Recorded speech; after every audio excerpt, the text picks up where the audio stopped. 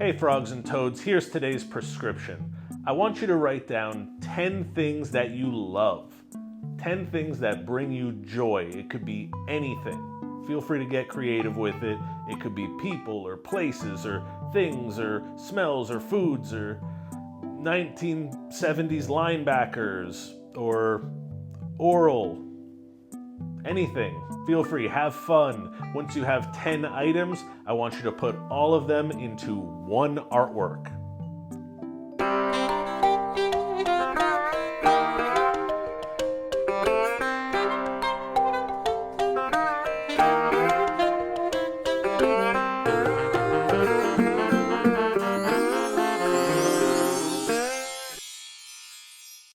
Okay, let's start with a warm-up. Take a deep breath in. And out.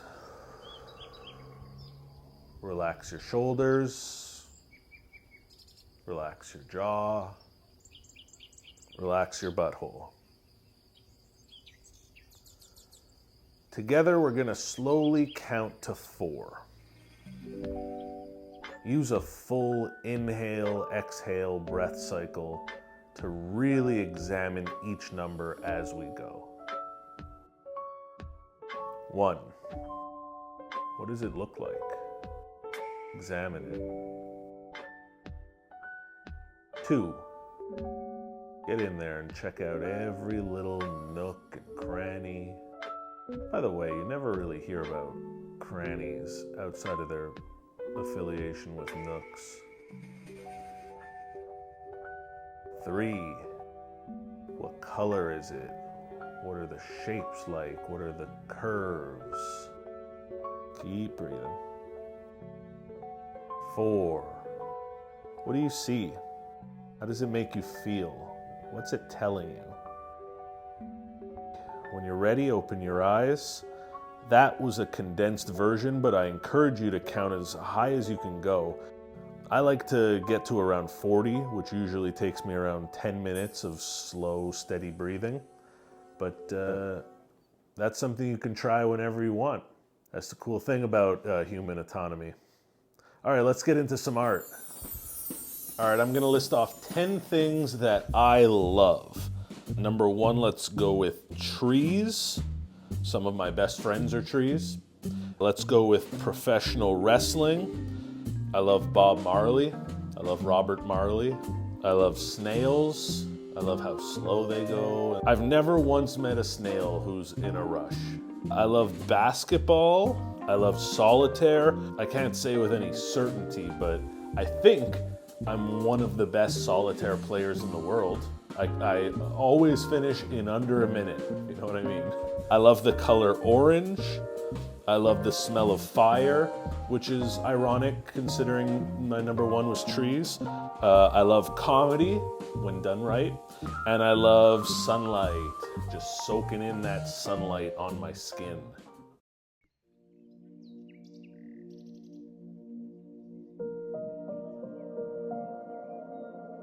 There's going to be a lot of talk about love on this show, because I think that love is an important thing to talk about. I think it often gets, put on a pedestal, shall we say. It's often reserved for special occasions. But I don't believe in only using your good dishes when you're having a dinner party. Use your dishes, enjoy them. Eat leftovers off of them. Your dishes are meant to get covered in mashed potatoes and gravy, okay?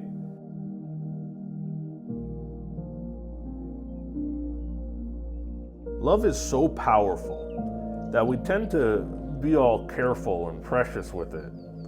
At least I know I've been guilty of that in the past, that's for sure. But it's actually so powerful that it's like indestructible. Like you can't fuck it up, you can't waste it, you don't run out. There's an infinite well. It's actually mind-blowing, and it's kind of upsetting because the truth is there's no limit to it. Our brains can't comprehend that bullshit. It's actually cool to love as much as you can. Trust me, I'm a doctor. For anybody who's new here, hi, I'm Dr. Tyler Lemco. I'll be your creative wellness facilitator on this journey. A little fun fact about me, I recently found out that for about $35, you could just fucking buy a doctorate. Isn't that crazy? For $15 extra, I'm also an ordained minister, by the way. I just threw that into the cart as well.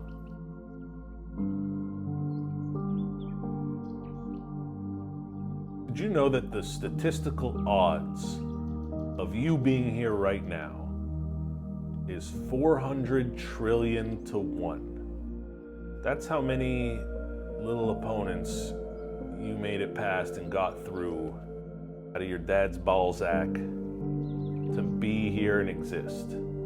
400 trillion. That means that statistically speaking, the chances of me being here saying this and you being there watching this and us sharing this moment is literally impossible. An impossibility, a 99.999 to the infinite degree, a number that only Terrence Howard can understand. Impossible. Isn't that crazy? Like, we fucking did it. We're here. That's bonkers.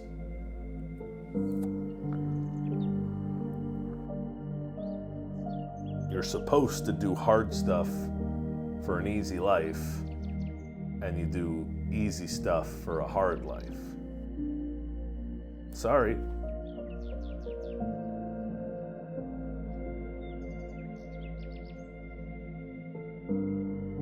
I was recently talking to a fellow doctor, but he's more of the hospital medicine type of doctor.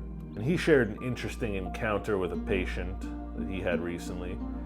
A guy came in, a larger fellow, came in complaining of rash or some sort of pain emanating from underneath his lower midriff, like his undergut.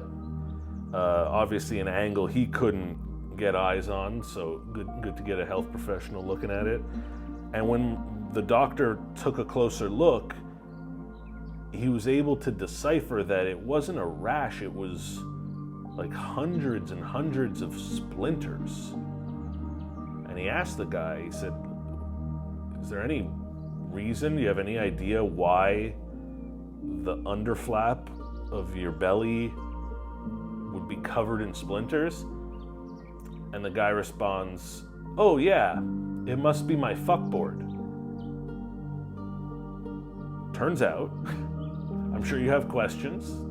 As it turns out, this guy had like a plank of wood that he would rest upon his lady friend when they were getting intimate in order to rest his, belly upon her. And I guess it was made of wood and it was rubbing and chafing and getting all up in him. Now, first thought that comes to mind is that's like that's an interesting practice with a funny name. Fuckboard. Honey, grab my fuckboard. It's go time. But I think more importantly, once you get past that hurdle, what this tells me is that true love exists.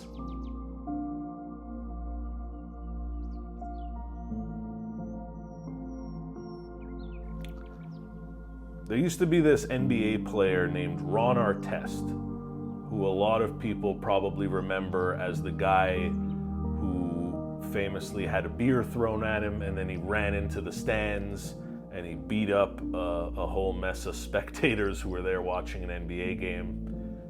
That was definitely not that chill of him. But it's what he did after that's really admirable.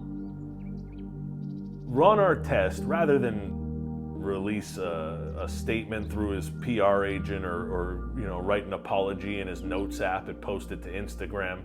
No, Ron Artest took this seriously. He legally changed his name. And what did he change his name to? He legally changed his name to Meta World Peace. Is that not genius? Good luck canceling Mr. World Peace. Drake should change his name to Number One Dad.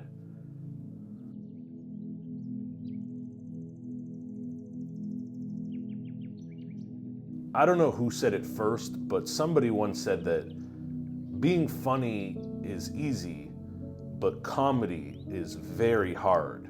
And if you do comedy the way that you're supposed to do comedy, you get it. And if you think comedy's easy, then you're probably just being funny.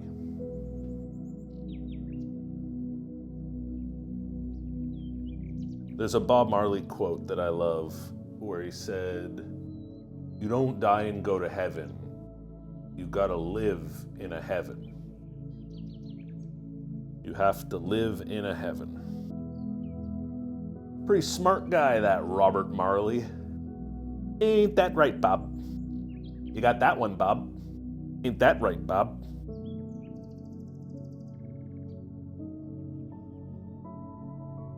A couple of years back, some buddies and I, two friends and I, rented a cottage up in the countryside in order to, how do I put this?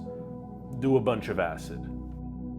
So we wander around and we come upon this dock, this little beach with a dock heading into the water. And we head out onto the dock and we sit down and we take our acid. And we're sitting there, we're talking. And it just so happens that the topic of conversation was revolving around the concept of the universe provides. No matter what you need, the universe will provide it. It won't always be clear, it won't always make sense, and it won't always feel like it. But the universe will always provide what you need, and that's just something that you gotta trust. Clear, acid guy conversation. And we're rambling on and on when I gotta assume 2-3 hours in, this young couple and their dog show up and park themselves on this beach that we discovered. I see them putting down towels and getting ready to enjoy the day.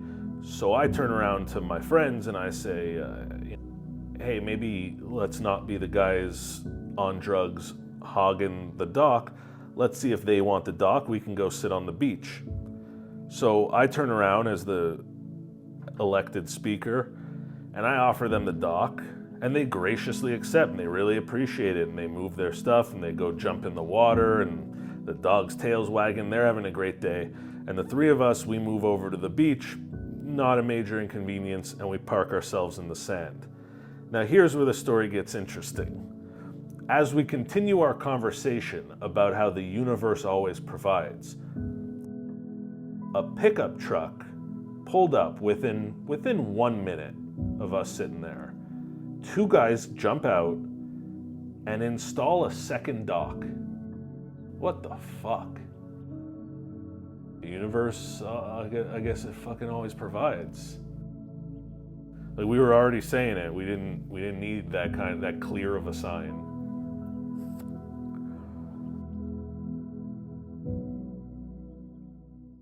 All right, this is my finished artwork. I managed to squeeze in all 10 elements before doing a pretty cruddy lamination job. I encourage you to try this prescription for yourselves at home. No pressure at all, but if you do, I would love to see what you guys create. So feel free to send me a photo via message or tag me on social media or whatever. If you're interested in purchasing this piece, it'll be available in my shop. That's drlem.co as one of the pay what you can artworks.